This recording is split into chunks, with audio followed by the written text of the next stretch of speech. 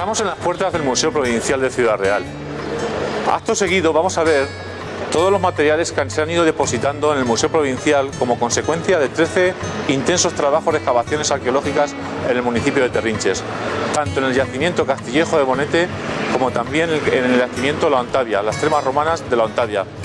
Todo ello como consecuencia del intenso trabajo realizado por el Ayuntamiento de Terrinches en colaboración con diferentes administraciones públicas, equipos interdisciplinares de arqueólogos, universidades en los últimos 13 años. Pasen y vean.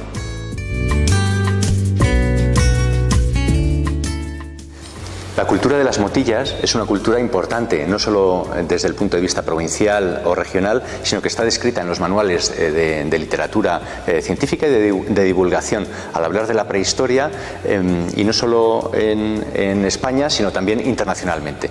Y como es algo que sucede sobre todo en la provincia de Ciudad Real, también el sur de la provincia de Toledo y un poco el oeste de la provincia de Albacete, pues el Museo de Ciudad Real es el que, de la Junta de Comunidades de Castilla-La Mancha, el que dedica más espacio expositivo a explicar esta cultura de las motillas y la edad del bronce. Lo que tenemos a nuestras espaldas son unas estelas de Guerrero. En estas estelas de Guerrero es interesante porque aparecen materiales de esta edad del bronce dibujados, como por ejemplo unas espadas o unos cascos de cuernos, o aparecen también escudos, pero vamos a ver qué hay en esta sala.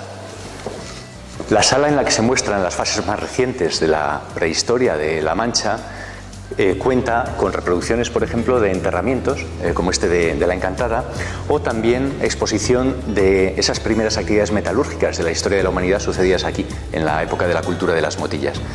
Y en estas vitrinas hay dos de ellas, concretamente, que muestran materiales de Castillejo del Bonete. Vamos a verlos en detalle. En los túmulos de Castillejo del Bonete nos aparece material de muy diverso tipo. Allí enterrado, junto a los restos de los difuntos, nos aparece una colección metálica de metales, de piezas, la verdad es que muy numerosa y también en muy buen estado de conservación. Aparecen objetos de adorno personal elaborados sobre hueso de animales, y aparece también industria lítica, aparte de material cerámico, muy abundante también. Por ejemplo, tenemos este tipo de puntas de flecha. Las llamamos puntas de flecha de tipo palmela porque pues tienen esta forma peculiar, obedecen y responden a una época muy concreta de la historia de la humanidad. Tenemos también ese tipo de agujas muy apuntadas en un excelente estado de conservación y que hoy todavía podrían ser plenamente funcionales, son operativas. Y tenemos cinceles de sección, no como las agujas circular, sino en este caso cuadrangular. Quiero llamar la atención sobre esta punta de flecha de tipo palmela también, que tiene el pedúnculo doblado, porque nos apareció en una tumba, no metida dentro de la tumba, sino encima de una hoguera que está sellando la tierra con la que enterraron a los muertos. Es decir, encienden una hoguera encima de los difuntos y a esa hoguera lanzan esta punta de flecha, la lanzan o la clavan, y en ese acto de depositar con fuerza la punta de flecha, lo que hacen es doblarle el pedúnculo, que es la parte en la que se enmangaba el astil. Nos apareció en las cenizas de esa hoguera, que estaba encima del nivel de tierra que estaba sellando la tumba 4 concretamente. Tenemos también en Castillejo del Bonete adornos personales como estos incisivos de cérvido que probablemente son colgantes de adorno personal, o estas cuentas tubulares. Son unas cuentas chiquitinas que están preparadas para separar otras cuentas menores, son separadores de collar, o bueno, para funcionar directamente como objetos de adorno. Y quiero llamar la atención también sobre algunas piezas de material muy espectaculares, como este brazal de arquero, que apareció precisamente junto a los restos de un individuo masculino en la tumba 4. Este brazal de arquero es una pieza de piedra que protege el antebrazo precisamente en el momento del disparo para que la cuerda del arco no roce esa parte sensible de la piel fina del antebrazo de la persona. En este caso es un brazal de arquero que nos aparece precisamente junto a los restos del difunto en su posición funcional, y que además es muy significativo porque es espectacular por lo grande que es. Vamos a ver otros materiales. Este es un puñal de un remache, tiene un remache por un lado y otro remache por otro lado, en cuyo enmangue tiene restos de madera y tiene adherencias que es una concreción procedente de la vaina de la piel de cabra en la que estaba enfundado este cuchillo. Y además en este resto de piel y pelo que aquí hay, que está ya meteorizado y fosilizado, hay restos de un artrópodo que estaba parasitando precisamente esa piel. Es decir, todo el conjunto importa no solo por el dato del metal o de la pieza, sino también por todo el contexto que nos ayuda a reconstruir. Es una pieza que no es de bronce, es de cobre arsenicado. Es decir, no tiene todavía una aleación de estaño. Esto nos ayuda a datar esta pieza, porque es una pieza muy de las fases iniciales del bronce y no tanto del bronce final. Y además hemos hecho análisis de isótopos a estas piezas y otras de Castillejo del Bonete, y sabemos que una buena parte de la colección de metales de Castillejo del Bonete procede de mineral extraído de las minas del entorno de Linares. Y cabe descartar, en cambio, que vengan toda la colección de metales de Castillejo del Bonete de las minas del sureste o de las minas de la zona de Murcia. No tenemos metal de estas zonas. Esto nos habla naturalmente de la redistribución de materiales. Este apareció como ajuar de un difunto varón en la tumba que llamamos tumba 4.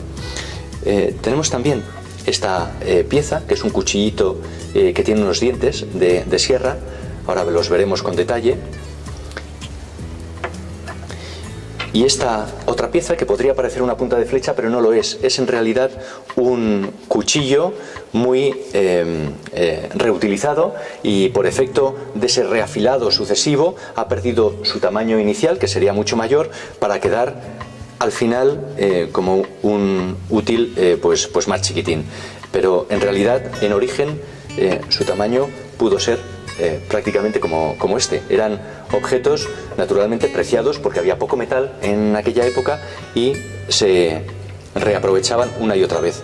Tanto este cuchillo como este punzón de sección cuadrangular aparecieron, ambas piezas, como ajuar de la tumba 4 dentro de esta olla globular.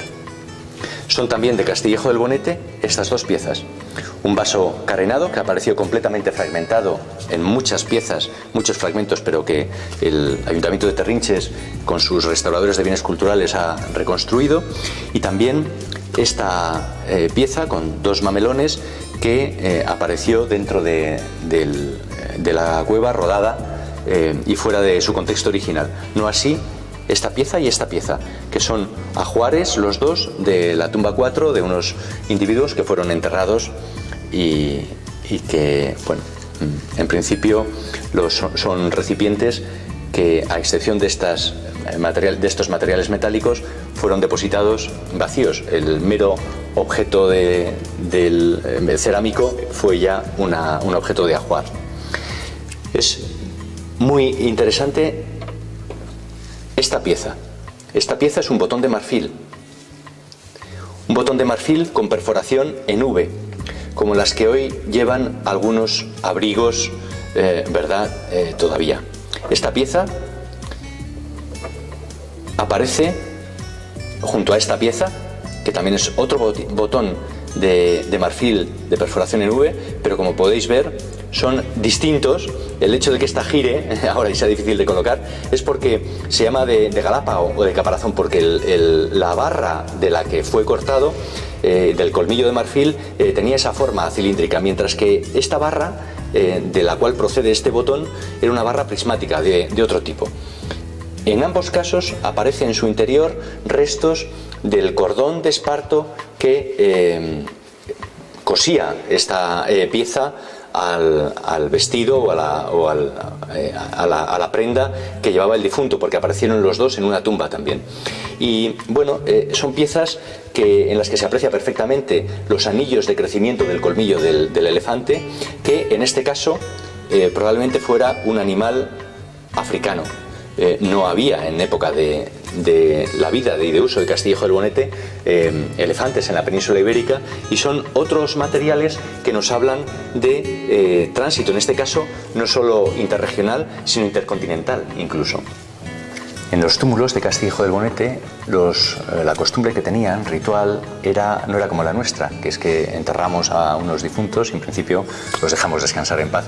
En este caso, volvían recurrentemente a los túmulos, al yacimiento, para probablemente momentos significados vinculados con unos eventos astronómicos, quizás en los solsticios, seguro, porque tenemos corredores orientados al sol, pues volvían al lugar a mover los huesos de los muertos. Es decir, primero enterraban a los muertos en unos sitios. A partir de ahí, cuando estaban descarnados y esqueletizados, cogían esos huesos y los llevaban a otros lugares, sobre todo, pero no eran muy meticulosos con esto. Cogían sobre todo los huesos grandes, los huesos largos, los cráneos, y no todos los huesos los recogían.